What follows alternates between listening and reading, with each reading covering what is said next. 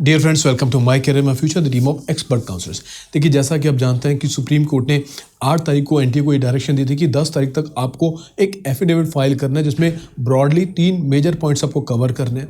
पहला पॉइंट ये कि आपको एक डाटा एनालिटिकल की कोई टीम जो अपॉइंट करनी है, एक्सपर्ट्स अपॉइंट करने हैं जो डाटा को एनालाइज करके करेंगे और ये बताएंगे कि कहीं पर उनको कोई मेल प्रैक्टिस नज़र तो नहीं आ रही।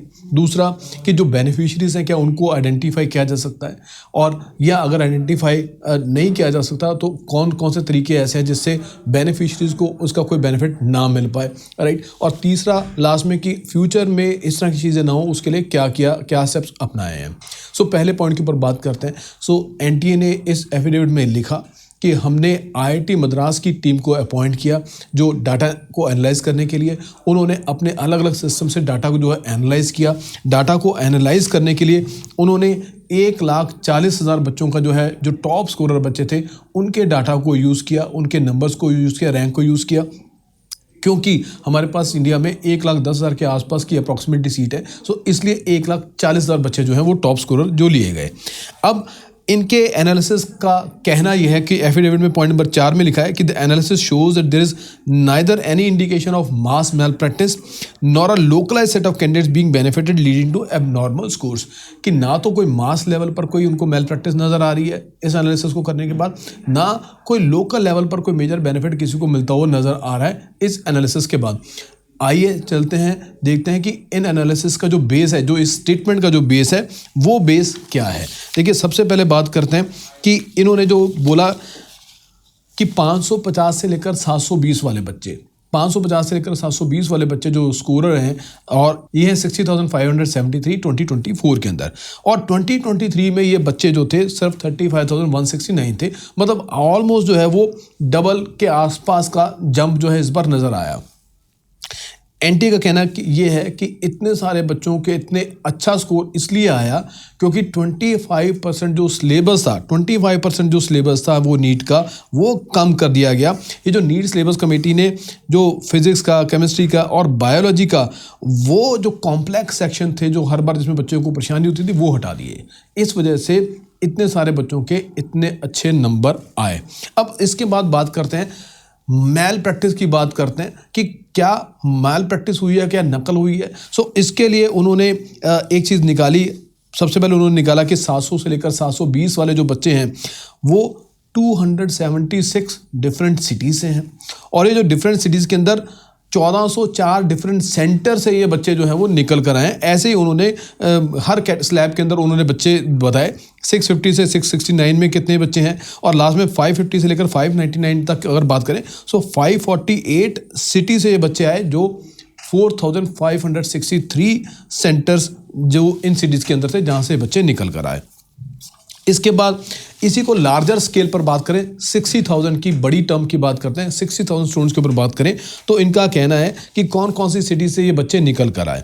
एक सीकर से निकल कर आए। सीकर से 3,405 स्टूडेंट्स थे जो 2024 में टॉप रैंकर हैं, और जो पिछले साल के मुकाबले में 2,667 थे, पिछले साल के मुकाबले में 738 ज़्यादा हैं। कोटा राजस्थान की बात करें, ये भी यहाँ पर भी 2,033 टॉप रैंकर्स हैं इन 60,000 के अंदर, और ये पिछली बार 1,585 थे, इस बार 448 ये भी बढ़ गए। पटना की बात करते हैं। पटना, क्योंकि बहुत ज़्यादा शोर मचा हुआ है पटना को लेकर, यहाँ पेपर लीक हुआ है। पटना के अंदर 1,561 बच्चे इस बार जो टॉप 60,000 के अंदर जो टॉप रैंक होल्डर्स हैं, और पिछली बार ये 1,993 थे, इस बार कम हो गए, -432 हो गए। अब इसी का एक्सप्लेनेशन नीचे उन्होंने दिया है, एनटीए ने दिया है कि सीकर, कोटा या इस तरह कोटायम में भी बहुत टॉप रैंकर ज़्यादा है। इसके पीछे रीज़न ये है कि सीकर और कोटा ऐसी जगह हैं पूरी इंडिया के अंदर जहाँ पर सबसे ज़्यादा कोचिंग इंस्टीट्यूशंस हैं, और बच्चे वहीं से अपना जो नीट का एग्ज़ाम भी वहीं से फाइल करते हैं। सो वहाँ पर उन कोचिंग सेंटर्स की वजह से और इतने ज़्यादा बच्चों जो वहाँ पर नीट की तैयारी करते हैं, अच्छे जो तैयारी करते हैं, तरीके से तैयारी करते हैं, इस वजह से वहाँ पर इन बच्चों के जो रैंक्स हैं वो ज़्यादा है। इन कंपैरिजन पटना की बात करें, यहाँ पर एक रिवर्स ट्रेंड देखने को नजर आएगा। पटना में जहाँ पर नकल का शोर मचा है कि यहाँ पर पेपर लीक हुआ, तो बल्कि बच्चे जो हैं पिछली बार से 432 जो है बच्चे कम रह गए। ये एनटीए का इस एफिडेविट में कहना है, राइट।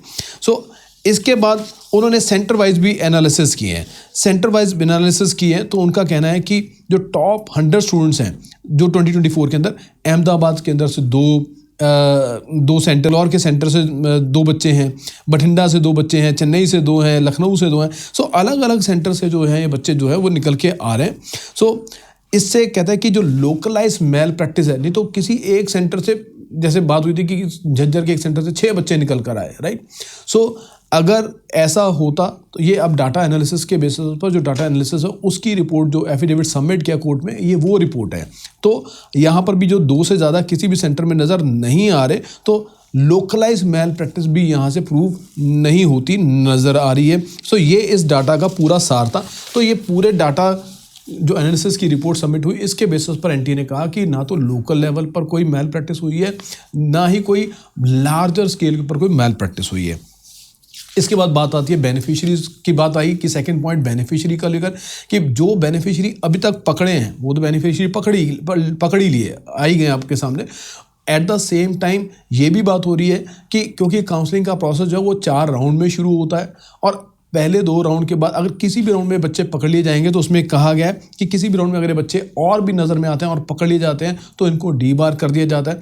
मान लीजिए कि अगर पहले 2 राउंड में ही ये बच्चे पकड़ लिए जाते हैं, कोई और बच्चे भी इस तरह केसेस नज़र आते हैं, तो उससे क्या होगा, बाकी बच्चों को सीट अलॉटमेंट में कोई नुकसान नहीं होगा। अब ये तीसरा राउंड जो अब आएगा, तीसरा राउंड जो होगा उनका एफिडेविट में कहना है तीसरा राउंड सितंबर के मिड तक आएगा। सितंबर के मिड तक अगर तीसरे राउंड में भी कोई बच्चे पकड़ लिए जाते हैं जो इस तरह के बच्चे मेल प्रैक्टिस वाले हैं, तो उसके बाद आपके लिए एक 4th राउंड और होता है कि अगर कोई सीट खाली रह जाती है या कोई सीट खाली हो जाती है तो एक 4th राउंड भी कंडक्ट किया जा सकता है, और 4th राउंड के बाद स्पेशल स्टे वैकेंसी राउंड भी कंडक्ट किया जा सकता है। सो ये एनटीए ने इसके बारे में ये कहा कि जो बेनिफिशियरी एक तुमने पकड़ लिए और सर्च जारी है हमारी, और अगर ऐसा होता है तो जो बच्चे हैं उनको कोई नुकसान नहीं होगा, उनको सीट जो है फिर भी मिलेंगी जब उन बच्चों को बाहर कर दिया जाएगा। तो लास्ट में आया future course of action. Future course of action में एनटीए ऑलरेडी ये काम कर चुका है, एक कमेटी जो है पहले ही वो अपॉइंट कर चुका है फ्यूचर के पॉइंट को ध्यान में रखते हुए कि फ्यूचर में इस तरह की मेल प्रैक्टिस ना हो। सो उसके लिए उन्होंने एक कमेटी, बड़ी हाई लेवल की कमेटी जो बना दी है, जिसको जो चेयर कर रहे हैं वो इसरो के जो चेयरमैन हैं, farmer chairman doctor K Radhakrishnan. So he is chairing that committee. Along with that there are other members also, कोई एम्स से मेंबर हैं, कोई वीसी है सेंट्रल यूनिवर्सिटी ऑफ हैदराबाद के। सो इस तरह बड़े रिप्यूटेड और बड़े प्रोफेशनल और एक्सपीरियंस फैकल्टी जो मेंबर्स हैं उनको इन कमेटी में रखा गया है।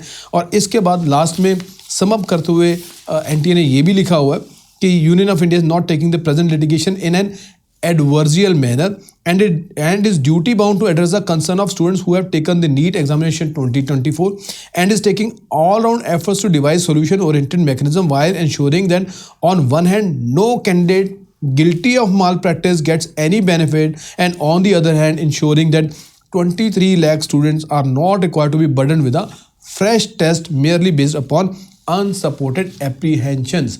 So उनका कहना ये है कि हम जिन बच्चों ने मेल प्रैक्टिस किया उनको पकड़ने के लिए कोई कसर नहीं छोड़ेंगे, राइट। बट इसके साथ साथ जो एक एप्रीहेंशन, अनसपोर्टेड एप्रीहेंशंस चल रही हैं कि यहाँ पर मेल प्रैक्टिस हुई है, बड़े लेवल पर हुई है। सो एज इन एप्रीहेंशन की वजह से हम नहीं चाहते कि 23 लाख बच्चों का दोबारा रीटेस्ट करवाया जाए। सो ये एक कंप्लीट एफिडेविट के बुलेट पॉइंट्स है जो सबमिट हुए, एनटीए ने किए, और जैसा कि एक्सपेक्टेड था, क्योंकि ये एफिडेविट कल बहुत लेट नाइट फाइल हुआ और पेटिशनर ने आज सुप्रीम कोर्ट के अंदर ये पॉइंट रखा कि हमें इसके ऊपर बहस करने के लिए, इसको स्टडी करने के लिए हमें मौका नहीं मिल पाया क्योंकि कई लोगों को वो सप्लाई ही नहीं हुआ।